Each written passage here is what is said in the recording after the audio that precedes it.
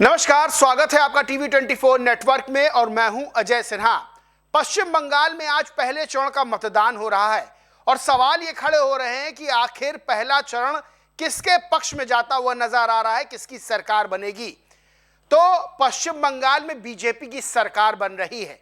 ये मैं नहीं कह रहा हूं कि बीजेपी की सरकार बन रही है, बल्कि राहुल गांधी ने कथित तौर पर यह माना है कि टीएमसी को बीजेपी पटखनी देने वाली है।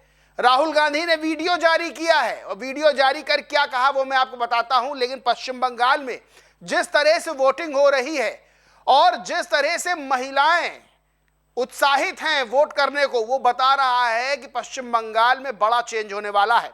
राहुल गांधी ने वीडियो जारी किया है और वीडियो जारी कर क्या कहा वो मैं आपको बताता हूं। राहुल गांधी ने कहा, अगर ममता जी ने साफ सुथरी सरकार चलाई होती, अगर ममता जी ने बंगाल को पोलराइज नहीं किया होता तो बीजेपी के लिए रास्ता नहीं खुलता।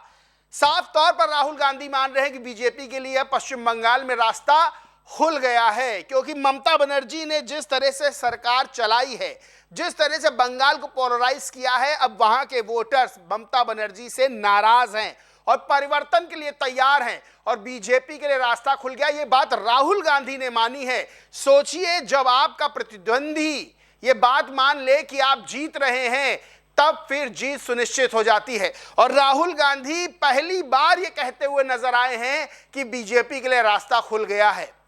दरअसल पश्चिम बंगाल में इस वक्त बीजेपी पूरा जोर लगा रही है कि टीएमसी को पटखनी दी जाए।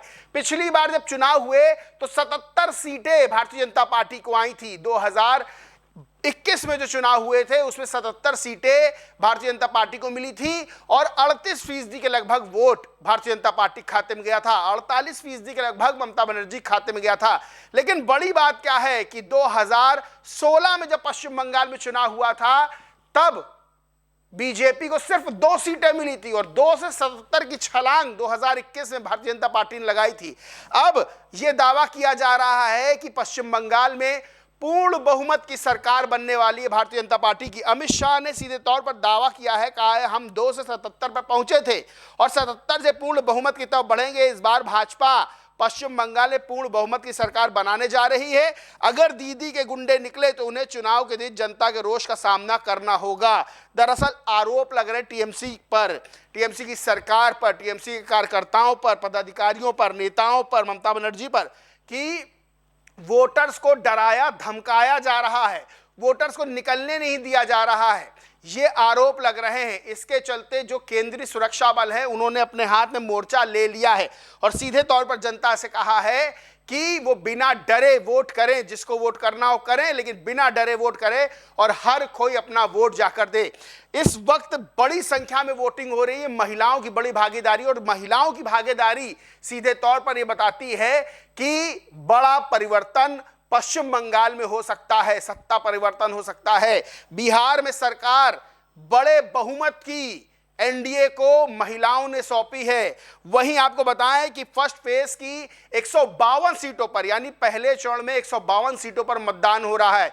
टोटल 294 सीटें हैं पश्चिम बंगाल में, 152 सीटों पर मतदान हो रहा है और 11 बजे तक 41.11% वोटिंग हो चुकी है। अब आते हैं राहुल गांधी की बात पे कि राहुल गांधी ने मान लिया है कि भारतीय जनता पार्टी के लिए पश्चिम बंगाल के दरवाजे खुल गए हैं ममता बनर्जी की वजह से। ममता बनर्जी भी कथित तौर पर अपनी हार स्वीकार कर चुकी हैं। क्या? क्योंकि मंच से ममता बनर्जी ने अभी कुछ दिन पहले एक वीडियो वायरल हुआ था जिसमें मंच से वो कहती आ रही है कि रही टीएमसी तो फिर मिलेंगे। यानी ममता बनर्जी को क्या टीएमसी के भविष्य में भी संकट मंडराता हुआ नजर आ रहा है। आपको बताएं, एक वीडियो वायरल हुआ था जिसमें ममता बनर्जी कहती हुई नजर आई अपना भाषण खत्म करने के बाद कि जय बांग्ला, नमस्कार, जय हिंद, वंदे मातरम, खुदा हाफिज, जय जहान, इंशाअल्लाह फिर मिलेंगे, राहे गुलशन तो फूल खिलेंगे, रहा तृणमूल तो फिर मिलेंगे। क्या ममता बनर्जी को अपनी हार और साथ में तृणमूल के राजनीतिक भविष्य पर संकट मंडराता हुआ नजर आ रहा है? बड़ा सवाल खड़ा होता है। और राहुल गांधी का यह मानना कि बीजेपी के लिए रास्ते खुल चुके हैं। क्या इस बार पश्चिम बंगाल में भारतीय जनता पार्टी पूर्ण बहुमत की सरकार बनाने जा रही है? क्या महिलाओं की जो भागीदारी वोटिंग में बड़ी है, जो बड़ा प्रतिशत महिलाओं का वोट कर रहा है, क्या वो भारतीय जनता पार्टी को सत्ता सौंपने वाली है।